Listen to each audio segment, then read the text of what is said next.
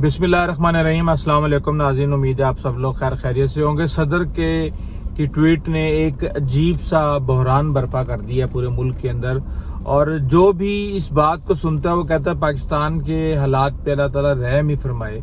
जो इस वक्त हालात है, पाकिस्तान का सबसे बड़ा ओहदा, पाकिस्तान का सबसे बड़ा ओहदा और उस ओहदे के का ये बयान और उसके ऑफिस से इस तरह की हरकतें, ये किसी को भी समझ नहीं आ रहा। और चाहे दोस्त हैं या दुश्मन, वो इस हवाले से तनकीद कर रहे हैं, सवालात उठा रहे हैं, बेसिकली सवालात उठा रहे हैं। इस हवाले से हमने ये देखा है कि अगर आप ओवरऑल हिसाब किताब लगाएं सदर आरिफ अलवी का, तो वो जिस तरह इमरान खान चाहते थे ना तो वो उस तरह उनको सपोर्ट कर पाए, और ना ही जिस तरह दीगर जो ताकतें हैं वो उनसे मदद चाहती थी, ना वो कर पाए, ना वो इधर के रहे ना वो उधर के रहे। और अब जो उन्होंने हरकत की है, अब वो समझ नहीं आ रही। देखें, इसमें एक चीज़ को समझने की बात है।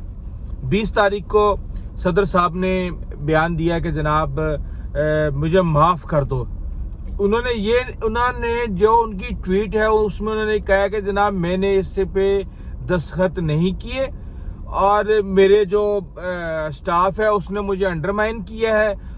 इससे जो इफेक्ट हो रहे हैं मैं उनसे शर्मिंदा हूं, या वो मुझे माफ़ कर दें। यानी इमरान खान से माफ़ी मांग रहे हैं, असद उमर से मांग रहे हैं, शाह महमूद कुरैशी से माफ़ी मांग रहे हैं। लेकिन 18 तारीख को, यानी कि 2 दिन पहले का, ये गजट के अंदर छप चुका है, गजट में आ चुका है। तो सदर कहाँ थे? अच्छा, एक और बात कि जब आपके पास आइन आया और वो बिल आया, अमेंडमेंट आई, तो उसके ऊपर आपने दस्तखत करने थे, दस्तखत नहीं किया आपने, तो उसको आपने लिखना था कि जनाब इसके अंदर ये मसला है, इसके अंदर ये मसला है, इसके अंदर ये मसला है।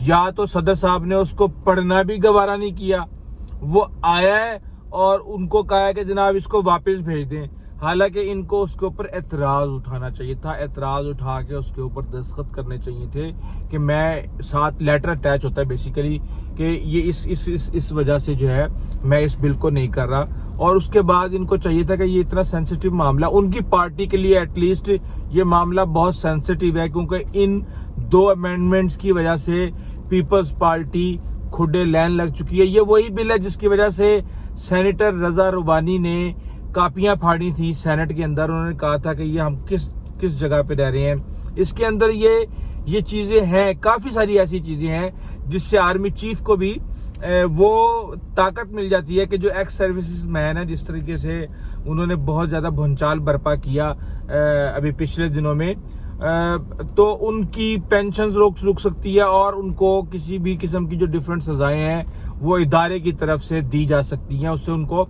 ये ताकत मिली।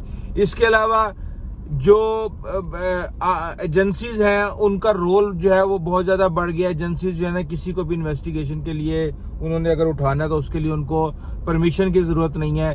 ये सारी ऐसी चीज़ें हैं जिसकी कोई भी जो जमहूरी जमात है वो उसकी मुखालफत करना था, उसने करनी है। अब मसला यहाँ पे क्या है? यहाँ पे मसला ये है कि जब तहरीक इंसाफ इक़्तिदार में थी और नून लीग को जूते पड़ रहे थे, तो चाहे काला कानून था या पीला कानून था, वो उसको बड़े ही तरीके से और बड़े ही खुशी के साथ उसको वो कबूल करते थे।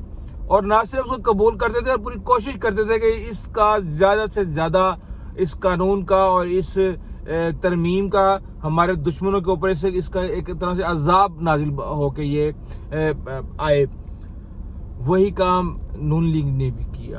मैं इसी वजह से मैं कंफ्यूज हो जाता हूँ कि यार ये लोग कभी सीखेंगे या नहीं सीखेंगे। 4 दफ़ा बारियां लेने वाले लोग भी अगर सारी जिंदगी नहीं सीखेंगे, तो अब अगर ये दोबारा आए जमहूरियत का रोना रोने और वोट को इज्जत दिलवाने आए, तो इनको जूते पड़ने चाहिए कि यार जब तुम भाई, तुम्हारे कोई हरकतें हैं यार, और तुम्हें इज्जत देने की कोई हरकतें हैं। अगर तो तुम्हारी हरकतें हो, कोई जमहूरी हरकतें हो, तुम कहो कि यार ये मेरा दुश्मन है, चाहे गलत है या सही है, ये गलत काम नहीं होना चाहिए। अब हिना परवेज भट्ट सदर के ऊपर तनकीद की जा रही है कि तुम ऐसे तो तुम ऐसे, तो हम भी कर रहे हैं सदर के ऊपर तनकीद, लेकिन कोई भी बंदा ये बात नहीं कर रहा कि यार सदर का जो आपका ओहदा है, जो सदर का आपका ऑफिस है, وہ یہ بات کر رہا ہے اور یہ اس طریقے سے ہاتھ ہوا ہے. یہ تو اب آگے دیکھیں, صدر صاحب نے اپنا جو کرنا تھا وہ کر لیا, اب آگے سے جواب آنا ہے, اور آگے سے جواب آنا ہے, اور وہ جواب جو ہے وہ جواب تقریباً یہی ہوگا کہ کس طریقے سے آپ نے ہمیں بدنام کرنے کی کوشش کی, جبکہ اس کی اصل حقیقت یہ ہے, اور امید ہے کہ کل دوپہر 3 بجے کے بعد تک یہ ساری چیزیں سامنے آپ کے آ جائیں گی. اور صدر صاحب کے اوپر جتنی زیادہ اس حوالے سے تنقید ہوئی ہے, جتنے زیادہ کمزور وہ خود ثابت ہوئے ہیں, جتنے زیادہ کمزور انہوں نے صدر کے عہدے کو بنا دیا ہے, میرا نہیں خیال کہ اب ان کا سروائیو کرنا کوئی اس کا مقصد بھی کوئی نہیں ہے. بحیثیت صدر وہ اپنی پارٹی کو 1 ٹکے کا بھی فائدہ نہیں پہنچا سکے. یا تو جی ہم پتہ ہو جی کہ عمران خان نے بونگیاں ماری, پارلیمنٹ سے نکل گیا, پنجاب حکومت سے نکل گیا, صوبائی حکومتوں سے نکل گیا, اس کا بس چلتا تو وہ شاید سینٹ سے بھی نکل جاتا, لیکن اس کو بڑا خوفناک اس کا خمیازہ بھگتنا پڑا ہے. لیکن اگر یہ صدر کی سیٹ بھی اگر یہ چھوڑ دیں گے تو صدر صاحب نے ابھی تک مزاحمت کون سی کی ہے؟ ایسا کون سا صدر صاحب نے کام کیا ہے جس کا کسی نہ کسی کو خمیازہ بھگتنا پڑا ہو؟ یا پتہ چلے جی صدر صاحب نے بہت ہی زیادہ ٹف ٹائم دے دیا ہے اور جناب بہت ہی مسائل میں آ گئے ہیں, اور یہ بھی قانون رک گیا ہے, وہ بھی قانون رک گیا ہے. یہاں تو ہم نے دیکھا ہے صدر صاحب نے پہلے بھی کئی قوانین میں ججمنٹ والا جو ریویو اینڈ ججمنٹ والا جو قانون تھا اس کے اندر بھی خبر آئی تھی کہ صدر صاحب نے سائن کر دیے ہیں. اس کے علاوہ بھی اور کافی سارے, کوئی قانون رکا نہیں, ابھی تک کوئی بھی قانون رکا نہیں صدر صاحب کی وجہ سے. تو پھر ایسے عہدے کا پارٹی کو تو کوئی فائدہ نہیں ہے. اگر پارٹی کو بھی فائدہ نہیں ہے, ملک کو بھی فائدہ نہیں ہے, تو پھر کیا آپ کی تو ریٹائرمنٹ کا ٹائم بھی ہو گیا میرے خیال سے اب. لیکن مسئلہ یہ ہے جو آئینی طور پہ جو چیزیں میں نے ابھی تک دیکھی ہیں کہ جب